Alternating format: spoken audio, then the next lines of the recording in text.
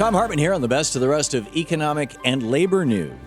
You need to know this. If we could put a price tag on a presidency, it turns out that 8 years under George W. Bush cost us about $6.6 trillion. According to an analysis by David K. Johnston of Al Jazeera America, the inability to maintain the prosperity seen in the year 2000 has cost our nation big time. After comparing average income in that year with each year until 2012 and adjusting for population growth and inflation, Mr. Johnston argues that the Bush tax cuts and other policies cost each American taxpayer about $48,000 over those 8 years. President Bush claimed that those massive tax cuts would sustain our nation's prosperity and promote a higher standard of living for all Americans. However, average income actually shrank in almost every single year that followed, and 95% of all income gains went straight to the top 1%. After decades of Reaganomics, NAFTA, and other policies, the Bush tax cuts were like the final nail in the coffin of the middle class. To put this number in perspective, Mr. Johnston explained that $6.6 trillion is enough to pay off all student loans, all car loans, and every credit card bill in America. Instead of the sustained prosperity the Bush promised, Americans got left with smaller paychecks, higher debt, and the feeling that it's impossible to ever get ahead. President Obama pushed for the repeal of those same tax cuts. We need to do much more to reverse the damage done by decades of bad policy. Making the rich pay their fair share isn't only about fairness. It's about funding our government and giving every American a chance to get ahead. Let's take back our economy by demanding policies that actually work for us and put ourselves back on the path to prosperity across the country. Republicans in Congress say that raising the federal minimum wage would kill jobs, but the facts show that their claim is just a lame excuse for obstruction. According to the Center for Economic and Policy Research, states that decided not to wait on Congress actually saw higher job growth after increasing the minimum wages. Ben Walcott did an analysis for that organization and said, quote, "While this kind of simple exercise can't establish causality, it does provide evidence against theoretical negative employment effects of minimum wage increases." End quote. In other words, while this study doesn't prove that raising the minimum wage actually increases job growth, it does prove that pay hikes don't kill jobs. In fact, Washington State saw the largest increase in small business jobs last year, and they have the highest minimum wage in our country.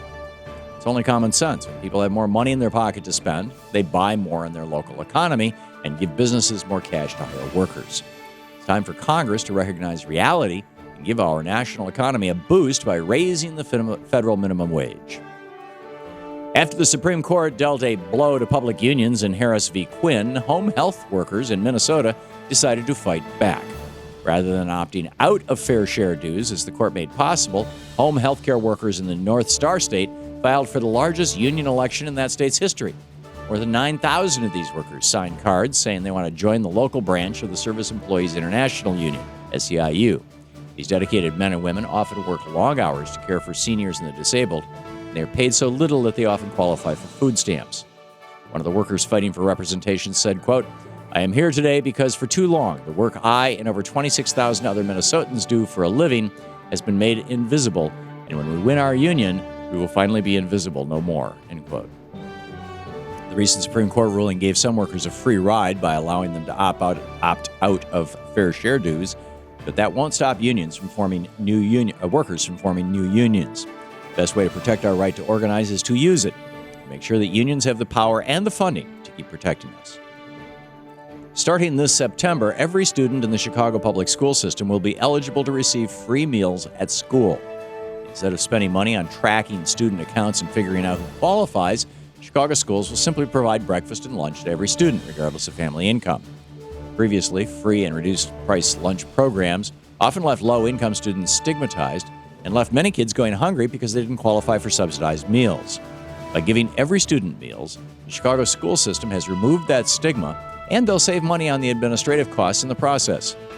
In the richest nation on the planet, it's unacceptable that our kids should be going hungry or that they should have to face social stigma in order to get a hot meal. Chicago has the right idea by making sure every child has at least 2 meals a day, and every city in America should be doing the same. And finally, before House Republicans try to repeal Obamacare again, they may want to check with their constituents. A new poll from the Commonwealth Fund shows that the vast majority of people, including Republicans, are quite happy with the Affordable Care Act. According to that poll, 73% of people who bought insurance And 87% of people who enrolled in Medicaid expansions said that they were satisfied with their new health plan. Even 74% of self-identified Republicans said that they're happy with their new coverage. Political affiliation has little impact on whether or not someone sees the value of being able to afford medical care. Health and illness don't care about party lines. Republicans can continue to demonize the health care bill, but Americans have already given their seal of approval to the new law. These poll numbers show that people appreciate being covered, and this data will put even more pressure on the remaining Republican lawmakers who refuse to expand Medicaid in their states. And that's the way it is for the week of July 14th, 2014. I'm Thom Hartmann on the Economic and Labor News.